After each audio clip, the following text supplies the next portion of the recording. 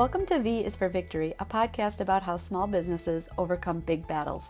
I'm your host, Jill Miller of Vera Creative, a boutique marketing firm in the Chicagoland area where I'm also a part-time professor of an advertising course. Join me as I talk with entrepreneurs about the challenges they faced as well as their strategies for success.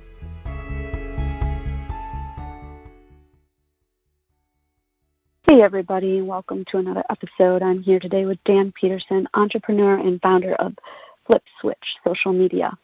So Dan, welcome to the show. I'm glad to have you here today. Thanks for having me. I appreciate it very much. Yeah, so tell us a little bit give us a Cliff Notes version of how you founded FlipSwitch Media. So I come from a small business background. I'm 41 years old, and growing up in the 80s in a small town gave me a unique perspective of small business. My family, and when I say family, I mean everybody, aunts, uncles, cousins, they're all entrepreneurs. They're all business owners for the most part. And so I grew up with my parents and grandparents and aunt and uncle owning a Ben Franklin variety store, dime store, which was kind of a precursor to Walmart.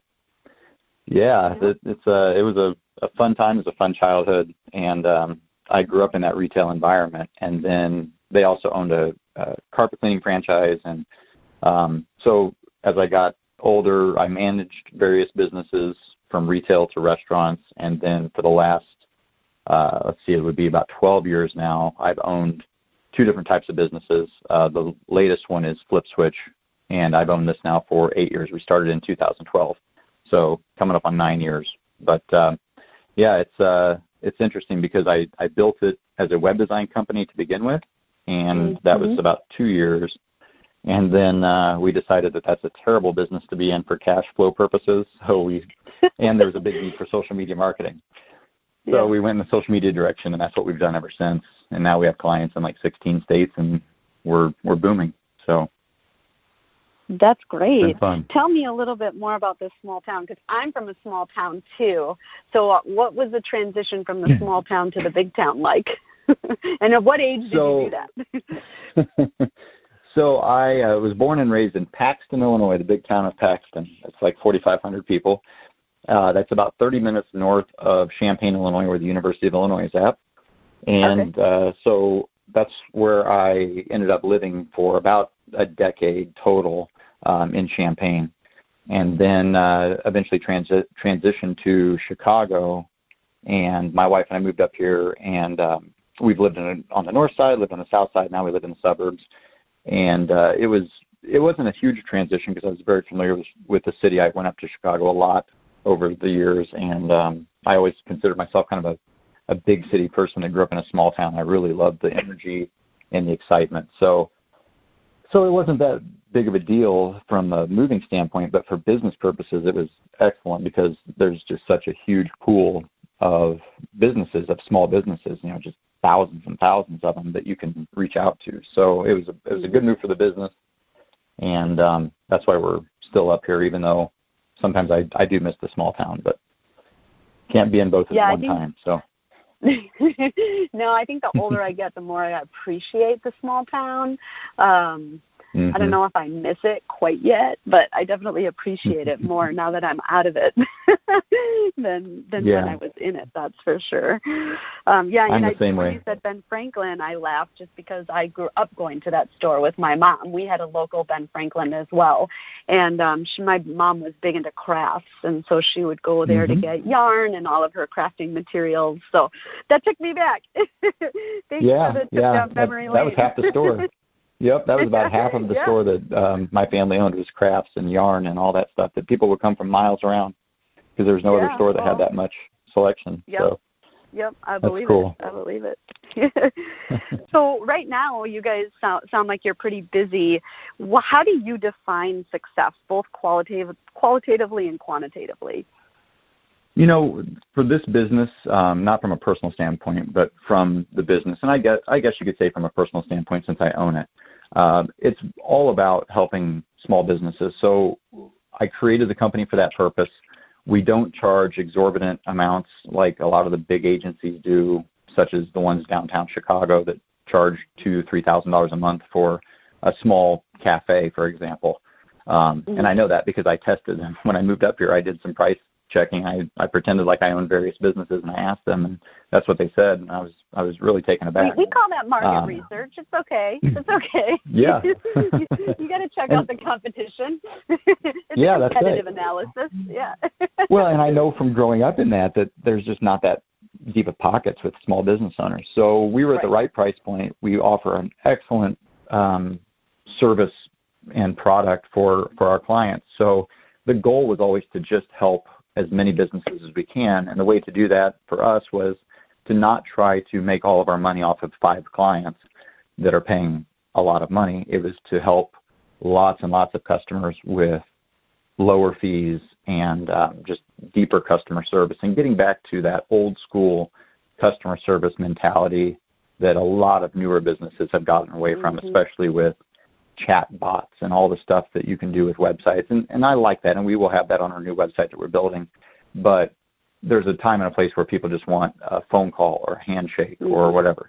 So that's the mentality that we brought into it. So success for us is how many people can we help? How many business owners can we keep from going under or help them exceed and excel to the next level in their business?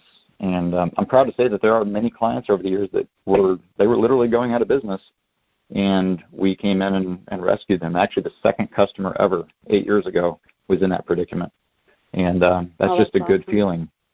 Yeah, they would actually go in the first day of the month and tell their employees if they had a job or not. And that went on for month to month.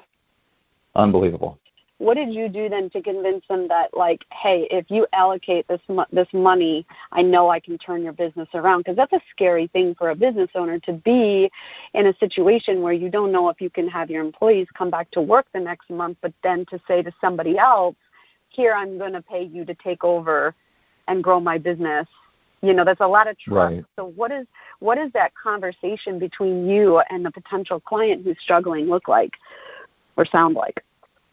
Yeah, that's a really good question. In this case, it was a do or die scenario. So they knew that they had to do something. There was no choice. It was either we make a change and we put our foot forward and do something that we haven't done before, or we continue on this path of probably going out of business. And they could see the writing on the wall. They knew that they were to that point where this is where it's going to be. So in their case, the conversation wasn't as difficult as it probably sounds. Yes, they didn't have a lot of money, but at the same time, what they did have had to be allocated. They had to dig deep. They had to, get in their pockets and pull out what money they had and trust the process. And this was in the early days of Facebook, way before Instagram was really a thing. And this was, like I said, 8 years ago, almost 9 years ago now. And it seems like yesterday, but that's been a long time. In social media years, it's kind of like dog years, Oh, yeah. So it's been a long time. But they were successful, and they actually expanded, and I think they're still thriving today. So it's pretty neat to see. Awesome. Yeah. My first freelance experience was something kind of similar, too, and I think I've talked about it in previous episodes, but again, Cliff Notes version is, it's a couple that wanted to start a coffee shop, and they had 3 locations, and the numbers just didn't crunch out given the amount of competition in the area and the demographics in the area. We just didn't think it was that any of those places were good locations that they would be successful. And when we told them this, they were so mad, and he hung up the phone on us. And, this was months and months of our research and our work. And so my girlfriend from grad school, she's the one that brought me in onto the project, and we were both kind of devastated, but she knew them on a personal level. And I think maybe a year later, they actually contacted her and said, we just want to thank you so much for doing your due diligence. We thought about it. We took your advice, and we actually ended up investing into an existing coffee shop, and it had multiple locations, and they're doing really, just slamming business. And so it was like, at the time, what seemed like such a big failure, and I pissed off the client and told him his business model wasn't good and wasn't going to work, right. But they took that and they did listen to us, and they found another way, and they became successful. So what started out as this kind of, that wasn't a very good experience for my first freelance project, ended up being a happy story to tell and a good one to share. So, yeah. Don't you love when you've done the work and you've tried to convince them up front, and then months go by, or in some cases years go by, and they remember your phone call, or they remember the conversation or the work you did up front, and they call you back and say, you know what, I should have done it a year ago, but better late than never. Let's get started. Let's go. I just always love that. Yeah. We've had that happen so many times. It's funny. Well, you know, we always like to hear when we're right. Like, let's be honest. Right. That's nice. Helps the ego a little bit, you know, because it's hard being an entrepreneur. You don't have anybody, you know, cheering you on. You got to wake up every day and find your own motivation. And right. so when it comes in the form of a client kind of saying, oh, you know what, I should have listened to you. You were right. It does. It feels nice to hear. I agree. Yep. True. Yeah, so something you said earlier about in the early days of social media kind of got me thinking, because from what I have experienced, I feel like the earlier days of social media were actually easier to navigate. I don't know if algorithmically things were a little looser and people saw business content a little bit more, and now it's like if you're a business, it really feels like you have to have your content, you have to be advertising or boosting posts to get, you know, specifically speaking to Facebook, your content out there. But is that something that you've experienced as well, that maybe in the earlier days of social media, you put a post up and it seemed to get a lot more exposure, a lot more interactions, and nowadays it's a little harder to break through the clutter? Yeah, 100%. In the early days, it was almost a wide open, like the Wild West, because there was the algorithms weren't nearly as tight as they are today, not even close. And they just allowed pretty much any content to go through. Businesses were able to really reach anybody and everybody with every post instead of just, 10% of the posts like it is now. So, yes, in that regard, it's changed completely. I think the other thing is now there's just so much clutter. And what I mean by that is, or I shouldn't say clutter, so much noise.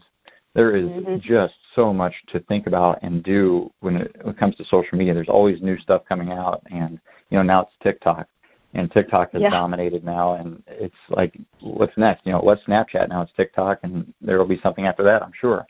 But now business owners really need to be focused on being better at what they do with social media and being more precise and more focused, because otherwise you can easily let your brain just go run amok and in the end not get anything done, because you're thinking, well, I got to do all these things, and you end up doing none of them, or you do them poorly.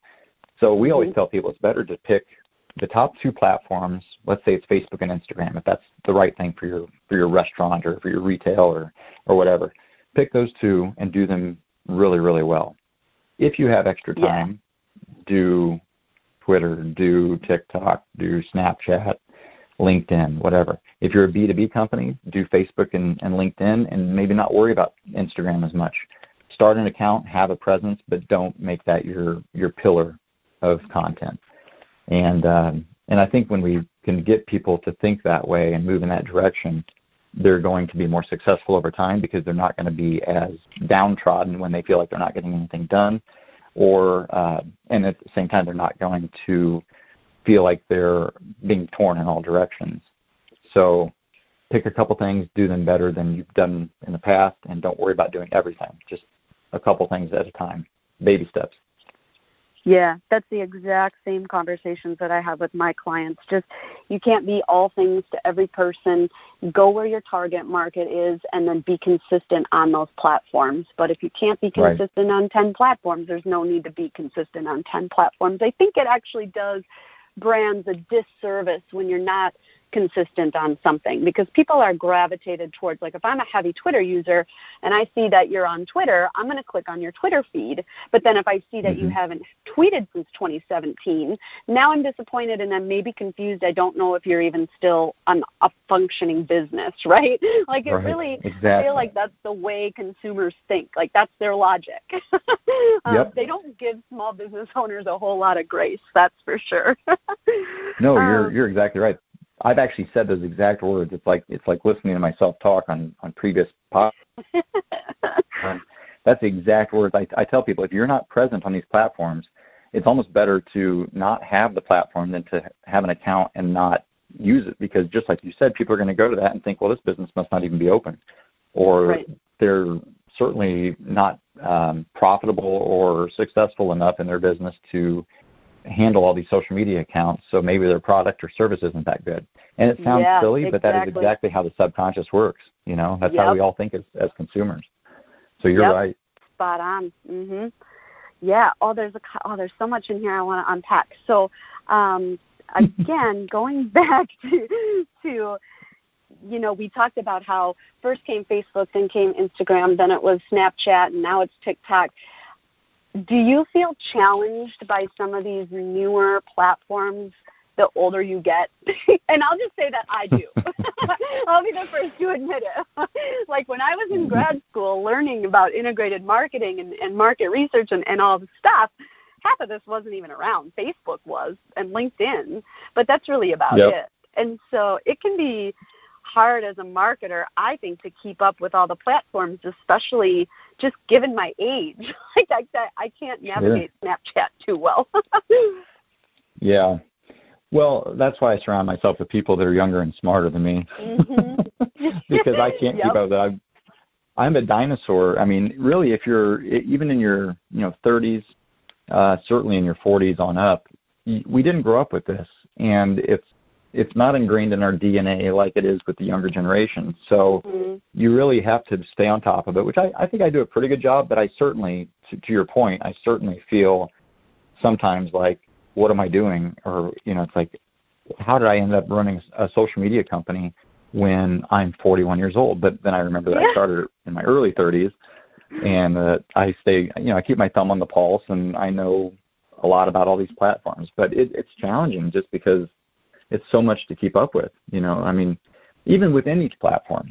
For example, Instagram, at the time you and I are speaking right now, if somebody's listening in the future, Instagram just recently came out with Reels, which is their answer to TikTok.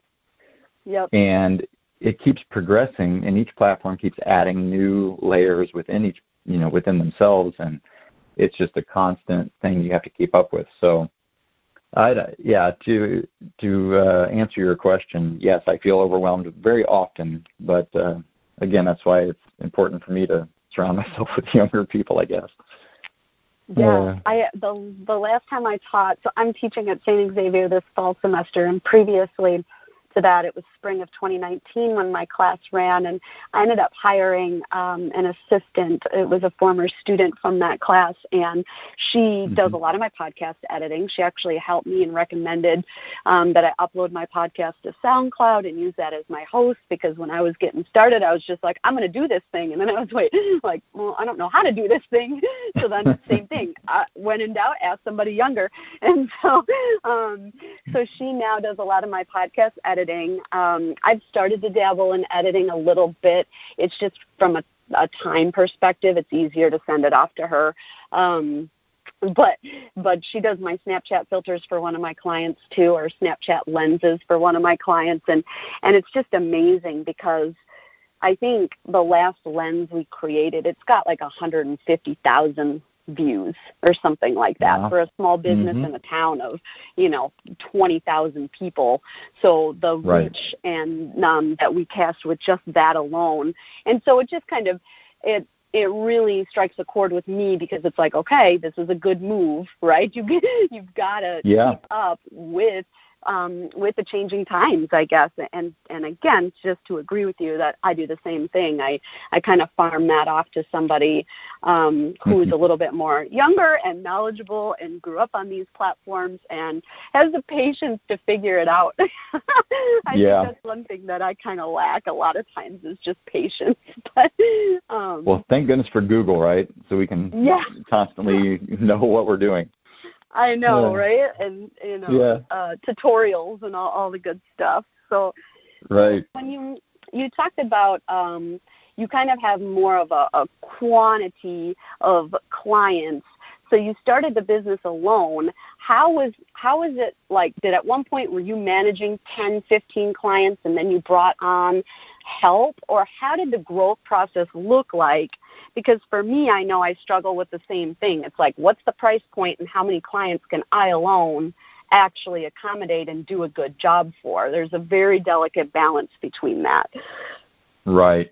Well, yes, there was a time when there were probably 40 accounts that, I'm juggling and keeping up with, and then moving forward, being able to find help and delegate some of those tasks, and then eventually transfer the tasks and have account managers that handle it, and just the whole process of moving from A to B to C has been interesting to say the least, but it actually was relatively smooth. I didn't have too many hiccups. I've been very fortunate to be able to make that happen and not really run into any problems with it. So, but I think that that's atypical. I think that I really, really did luck out, and I think that for even myself, I think if I did it all over again, I wouldn't probably get lucky. I think I just really was like 1 in a million chance that it went that smooth. But I think that if I did it again, I'd probably run into lots of hiccups and have a hard time finding good help. And I don't know. Maybe I would, maybe I wouldn't. But I was fortunate in this case. But back to your previous point with when we were talking about the different platforms, I think it's important to always look for people that are in the know and that are able to come on board and help you with the things that are changing, and not have to train let's say I had another 40-year-old staff member like myself. I don't want to train that 40-year-old to do what I'm doing. I'd rather find the 20-year-old that already knows it, So in that case, it's finding help that can really be beneficial to the client and ultimately to FlipSwitch. But it's a struggle sometimes, but we lucked out.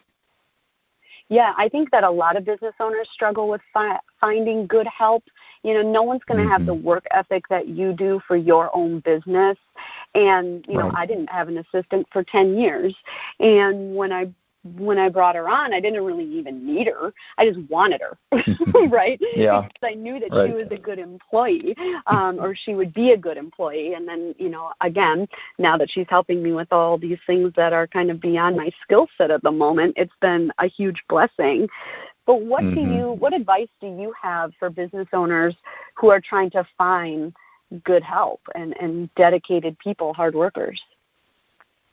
Well, to go with our discussion here on social media, I think social media is a huge help for businesses in hiring right now, from utilizing LinkedIn profiles and things like that, all the way to, again, Facebook and Instagram, being able to see into somebody's past. And this is kind of a tip now for maybe younger people, or even any age that's looking for a job. Make sure that your social media is representative of what your employer or future employer is looking for, because I guarantee they're looking at that. And if your profile is public and they can see into your dirty past or your dirty present, and you're doing things that you're not proud of and they're not going to want, you're not going to get hired.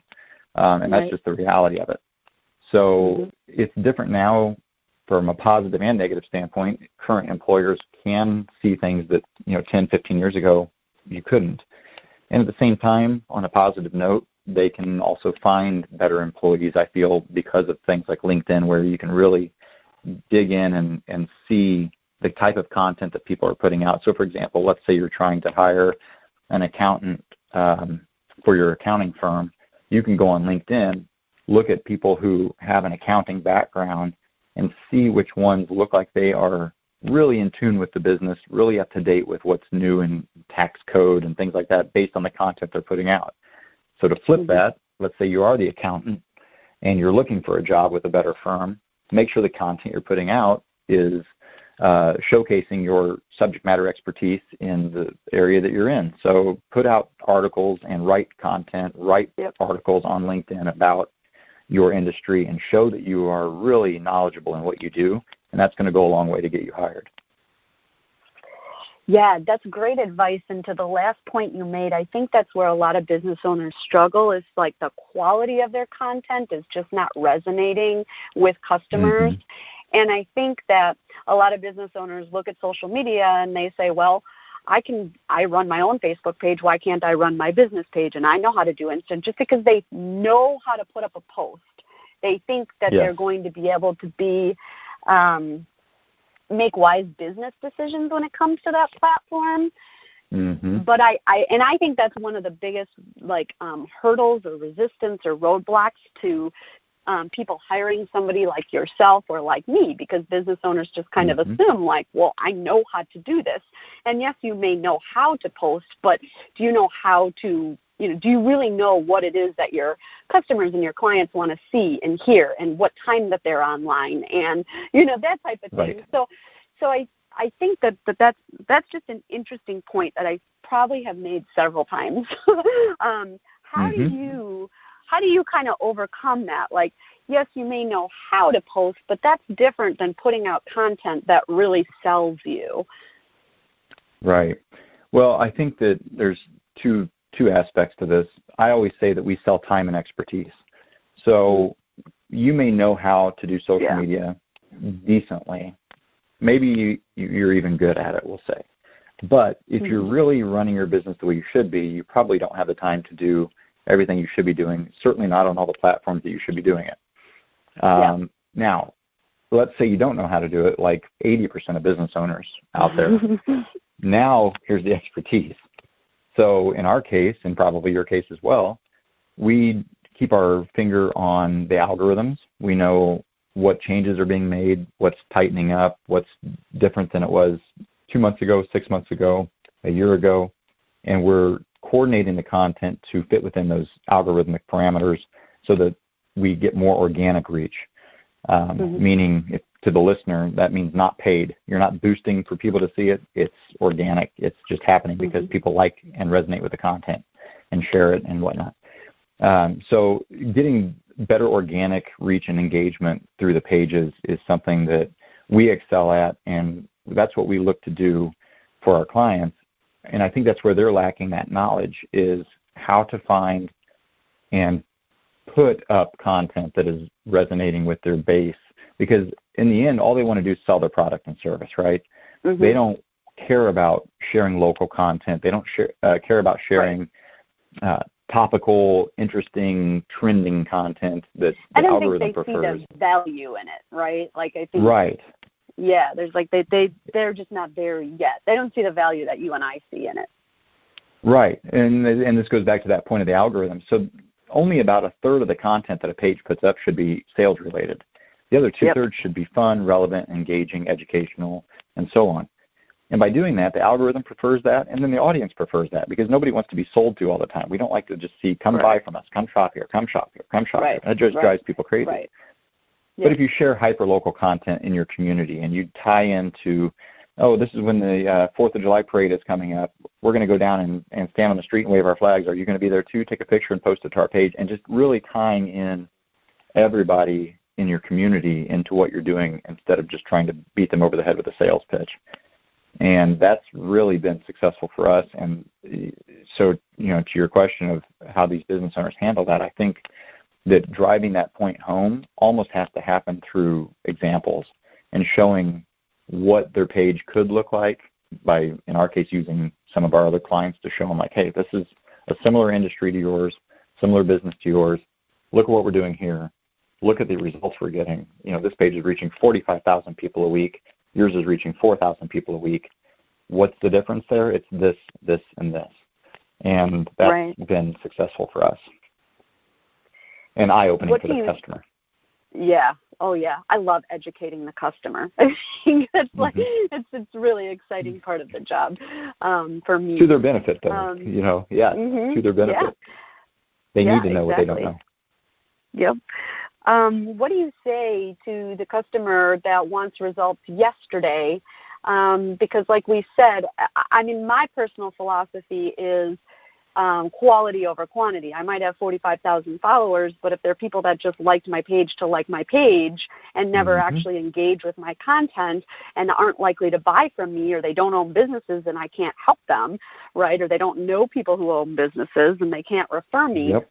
It's kind of like, well, yeah, that 45,000 followers may look good, but does it really convert to sales?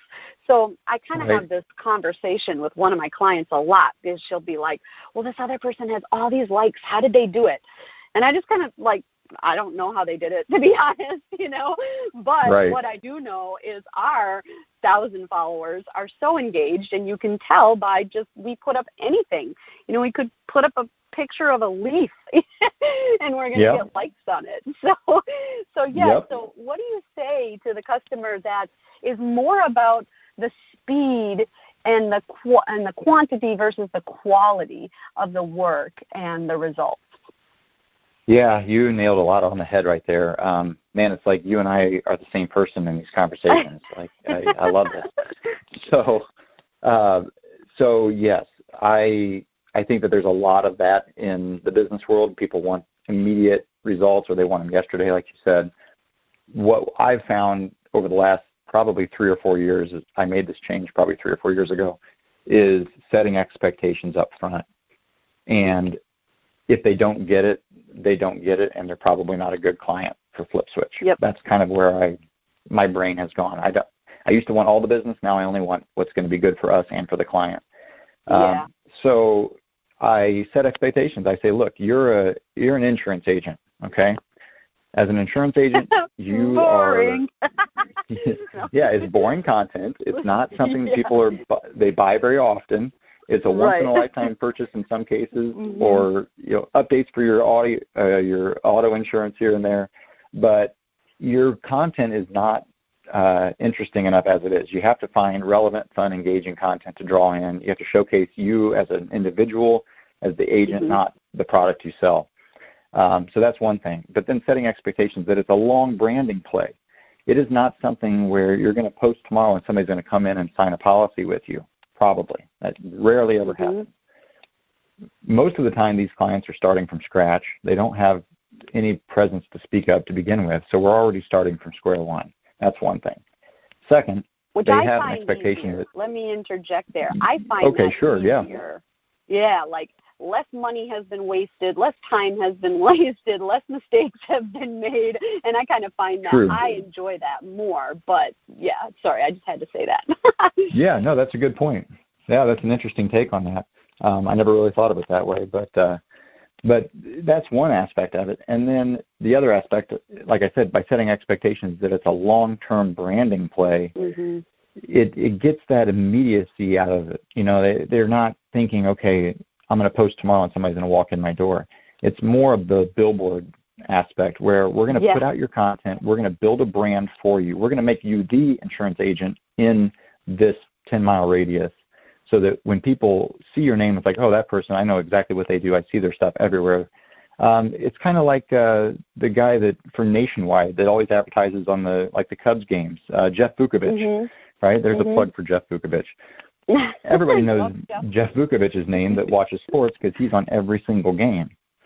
And that is what we want for our clients on a hyper-local basis. We want you to be the name in your industry in the area that you're in. And that takes time to build that. And back to my point of it, in a lot of cases, these people haven't done anything, or they have a very low social media presence and we're starting from square one. In those cases, they can't expect to all of a sudden blow up because they haven't been doing anything for the last 5 years. Right. So setting expectations up front is the critical aspect of what we do. And that's really helped us and our clients over the years. It's nice for them as well to know that we get it, and when they see the light bulb, or that we see their light bulb come on, and they're like, okay, yeah, I get it. Like, I'm not going to see business overnight from this. We tell them, 6 to 12 months before you're really going to start seeing probably some benefit from this. But you should have started 5 years ago, so let's start today. Let's not wait another 5 years. Yeah, I'd say that's typical as to when I start getting results as well for clients is the 6 to 12 months. And you definitely took the words out of my mouth with the billboard concept, because it's the same thing. You're a real estate agent. You put up a billboard. You better not just put it up for 1 month, because there you've captured maybe the people who are going to buy or sell a house that month, right? But if you put it up for 6 months to a year, right, now you've got that longevity. People are constantly seeing you over and over again. And when they do need your once-in-a-lifetime or twice-in-a-lifetime service, well, now they remember who you are because you've been consistently in front of them. So, that's and I use that. Yeah, I use that real estate analogy all the time, because back in Champaign, where I lived, like I said, for about 10 years, there are 3 or 4 realtors in that town who I can still see their billboards, still see them in my mind. And if I moved back there, I would call one of them because I just know that they're the top ones in the area. And I haven't even lived there for a decade. So that's really branding at its finest. And I use that analogy with a lot of people, over the years, telling them about how it's a brand play and a long-term play. But it is something that I think is important for business owners to understand. And I'm glad you brought that up in our conversation, because it's something that we have a constant need, I feel, in our industry. I'm talking about you and me, social media agencies, to educate business owners on what they don't know. And it's not always about what they don't know in social media terms. It's more about what they don't understand in the overall marketing scheme. And to further my point last time, on the last point, is we also have strategy calls and emails with our client ahead of time to make sure that there's an end result set up. So what are you trying to achieve with this campaign? So like you were saying with likes, they're always like, well, they have 10,000 likes and I have 1,000. Okay, but just like you said a second ago, Jill, if those 9,000 likes that they have aren't good followers and they're not engaging, then ultimately that's potentially going to cost you money. If you're running ads to your followers, for example, and you're paying for your followers or your followers and their friends to see posts on Facebook, for example, you're paying for all 10,000 of those people, regardless if they live near you and can shop with you or not. They might be in Colorado and they liked your page and they're never going to spend $1 with you, but you're paying for them to see an ad if you run that ad to people that follow your page and their friends. So it's better to have 1,000 local people that are going to walk in your door than have 10,000 that are spread all over God's green earth and are never going to spend a dime with you. And also, moving forward with numbers and metrics such as Instagram followers, there's a lot of word out there in our industry that Instagram's eventually going to do away with followers.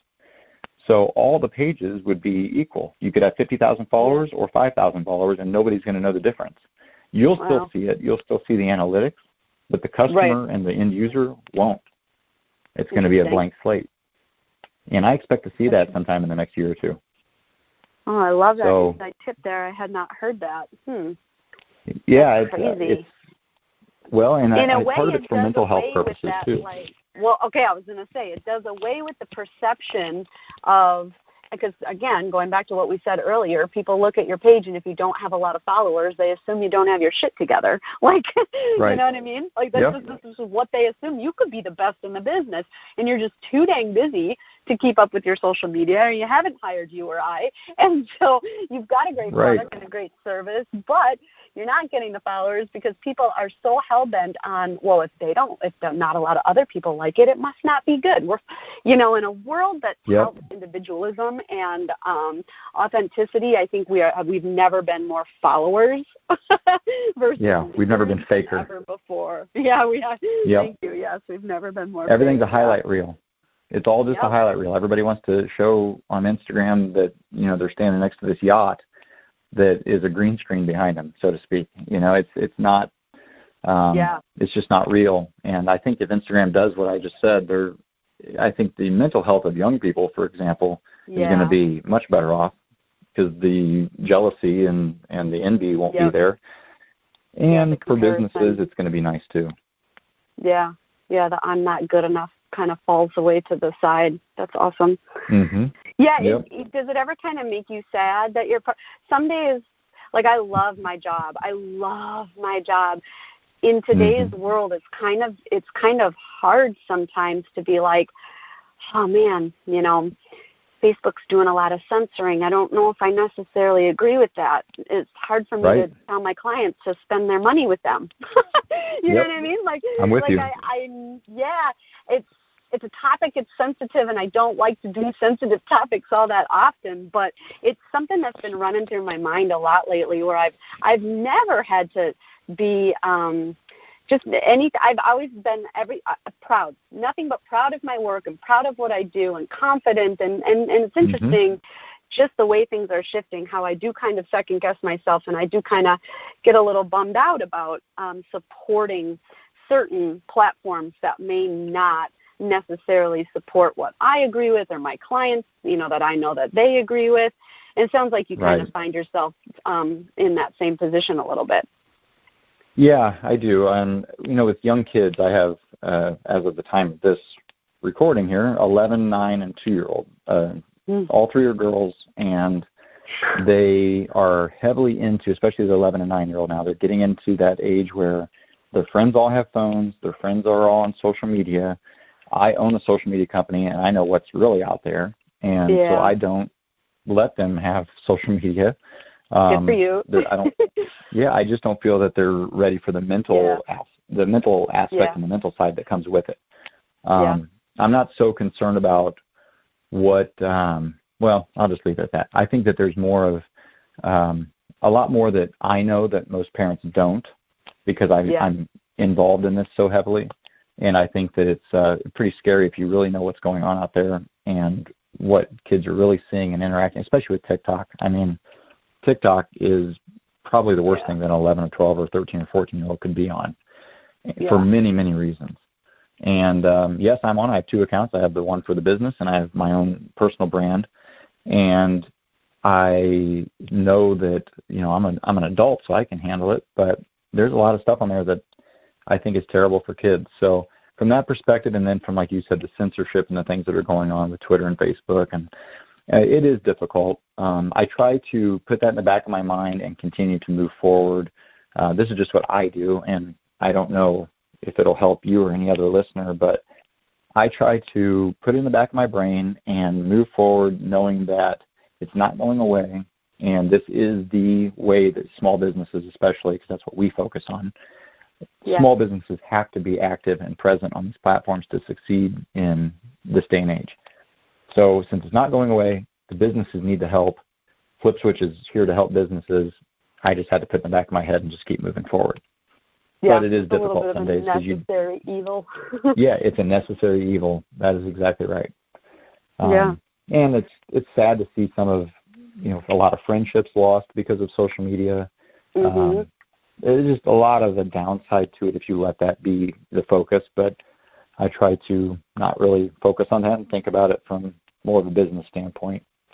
Right. It's a good point. So one question I had, let's try and bring the conversation back to a little higher vibe here. There you go. What question will do it. But I was thinking, you and I market B2B. A lot of our customers probably market B2C.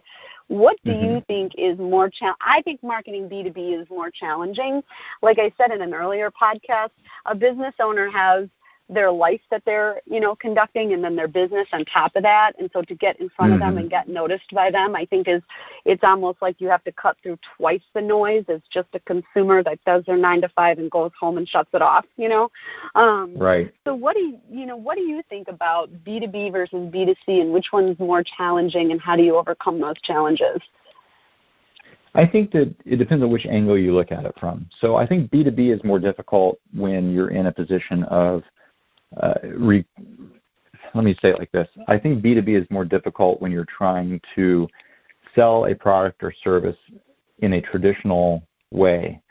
So, for example, I'm on LinkedIn. People message me daily on LinkedIn saying, hey, thanks for connecting. If you want software that does this and this and this to help your business, and it's just an immediate sales pitch, no relationship building, nothing, no background. I don't know this person from Adam, and they're trying to immediately, as soon as I connect with them, sell me something. I think in that case, B2B is very difficult for people. I think that what is beneficial for businesses in the B2B space is to not try to do everything on social media and go back to old school because it's been forgotten, and go in, make a face-to-face connection with that business owner or that executive and set up an actual appointment to sit down with them and showcase your wares, so to speak, and sell them in person and not try to do it digitally, because every Tom, Dick, and Harry out there is trying to sell through Instagram or through LinkedIn or Facebook, and it's time that you use that to showcase your work, but you really have to sell in person. That's what I feel, and make more of a personal connection. Doesn't mean you can't sell on LinkedIn, but it's not. You have to do it a different way. And we work with our clients to do it a different way. So it's not like I'm against selling on LinkedIn. I'm just saying that you have to tread a little bit lightly and not just come right out of the gate trying to sell something. That just turns people off immediately. But from a B2C standpoint, I think that to cut through the clutter, it comes down to your content, right? So on social media, you've got to stand out and stand above your competition and make people enticed and intrigued and want to come in and spend money with you. And that's done through not just the pictures and the videos and whatnot that you share, but also building those relationships through conversations. And I always say it's putting the social back in social media. Start conversations, have engaging conversations with people, respond to every comment, question, review. That's a big thing. Social customer service is huge in our industry, and it's really forgotten about. And I feel that the business owners that do it, and they do it well, and they respond to all the questions, comments, and reviews, ultimately see a much better return on their social media investment than the ones that post and forget it and never respond to anybody. Right. Yep.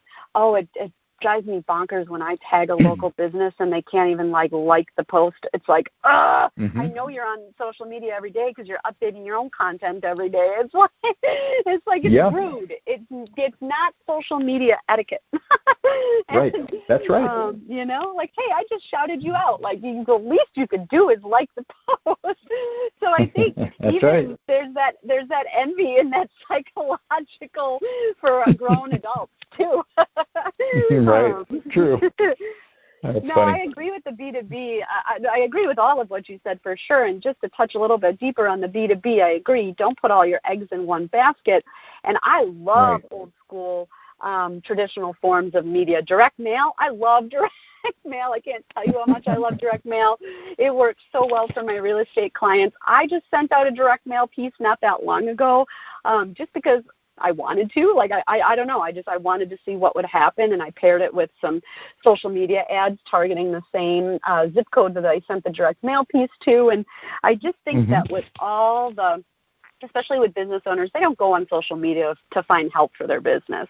You know, when they're on social media, it's probably more for personal use or they're posting to their business page, but they're not necessarily looking for content that's going to help them grow their business. I could totally be wrong about that, but based off of some search engine marketing that I've done in the past with poor results, it kind of just, to me, it just doesn't feel like the people that I'm trying to help are out there Googling marketing ideas for my small business, you know? But yeah, so not putting all your eggs in one basket, but just, I think, especially as we continue to head into this staying at home kind of lockdown, everybody's online for work, school, and play and shopping, and we're going to just experience so much internet fatigue and social media fatigue that I'm excited to see if some other forms of traditional marketing and advertising start to have a larger impact, like the direct mail or even a flyer. You know, I know flyers work really well for one of my clients too. So I think it'll be an interesting shift just to see if that happens, because I know that there are statistics out there about, like I said, internet fatigue. And if you give somebody 10 options, they're actually more likely not to choose or do anything because they're totally overwhelmed. So they just kind of keep scrolling past it, right? So that's like one specific call to action is better than filling a newsletter with a click here, buy this, like this, follow me, click, click, click, you know? It's like, what do you want me to do? And it stresses people out so that they do nothing. It's too much. Anyway, that was my 2 cents on all of that. No, you're right. And there's depending on which stats you look at, there's about a 66 to 73% increase in social media usage during this pandemic. So now we're going into the holidays as of the time that you and I are speaking right now. We're going into the holidays here. So we're going to see that much more usage. I expect to see it almost up to double. So right now we're, let's say a 70% increase, average increase. I expect to see that go up to almost 100%. So twice as many people this year is what I'm expecting to use social media than last year at this time. And small businesses especially are up against the big box stores. You just mentioned the lockdowns and all of the stuff that's going on with that. I think now more than ever, these small businesses have to get out of their own way, and it's time to make that change. If they're not already using social media to grow their business, they better get on the stick, because it is time, and people are online now more than ever. They're buying online. They're, Amazon's and Walmart.com and all that is crushing some small businesses in certain cases. Mm-hmm. But they can we don't want compete. that to happen. We don't want that. No, we don't want that. No. And we need buy local. buy local. We need small businesses to do their part, though. It's you can't put it all on the end user. That's the thing. I had this conversation with somebody the other day. You can't put everything on the shopper's plate, the shopper's shoulders. The shopper is going to go where the market leads them to go. So if it's cheaper, faster, better at Amazon, they're going to go there, because that's the natural path of least resistance. We have to educate small business owners on how to get themselves in that stream, and that's through strong social media, through having social media selling capability where you can actually click and buy through Instagram and whatnot. Better websites, because I'd say probably 2/3 of small business websites are still garbage. I know. Setting them up, getting them to that point where small businesses are being found online when you Google their name or Google their product or service, and getting them to join the 21st century and start realizing that it's not going back to what it used to be. And people do support small businesses, but they'll do it more if it's more convenient for them. And that's the key to the whole thing. It's making it convenient for the end user. That's such a good point. And you've got to use Amazon's mindset and a small business mentality. How can you piggyback off of those big box stores? I love it. I had a similar conversation with students last night about, so when I work with my students, I give them a brand to create an integrated advertising campaign for. And so the client for this semester has been really quiet on social media, and the business is, it sells journals and yoga pants and all one-of-a-kind items. She's actually an artist, so she takes her art, and then those are the designs for the pillows and the home decor, and like I said, the yoga pants and the journals. So super unique, huge market for right now home decor. I think online shopping rose by several 100% during the last couple months. So, to your point about the 66 to 70% increase in social media usage, same thing for just online shopping in general. And she's not capitalizing on that opportunity right now. And so I just had this conversation with my students about, you need to educate her on what is happening right now, that people are online more than ever. Find the data, show her the statistics, get her excited about posting to her social media again and being consistent. So, all the stuff you said, it brought me back to that conversation that I had with them last night. Such a good point. So let's wrap up with just a little, some fun questions. What are you reading, listening to, or watching lately? What are you into? Oh, man, that's a good question. So this sounds like a canned response because I own a social media company. But lately I've been taking whatever time I have to research what people are doing on social media. So it totally sounds nerdy. No, I'm having a blast doing it. Speaking straight to my heart. That's hilarious. So I'm really heavily into TikTok right now. I'm analyzing what I'm looking at 20 different hashtags, from hashtag small business to small business marketing tips to small business owner, and all these different hashtags. I'm looking at what people are doing, and I'm finding what's resonating with them, and I'm starting to build out a strategy for not just my company, but for some of our clients. So I've been spending a lot of time, instead of just mindless Netflix watching, I've been really putting some good hours in, usually about 1 hour every night on TikTok, just looking into what's going on and trying to build out that knowledge base. But as far as reading, I'm always I lack in reading a lot. I used to do a lot better job now, but I feel like with the rise of digital, I'm having a hard time picking up a book. And it's funny you just brought this up, because just a week ago I started rereading Crushing It by Gary Vee. Still one of the best overall marketing books that I've read.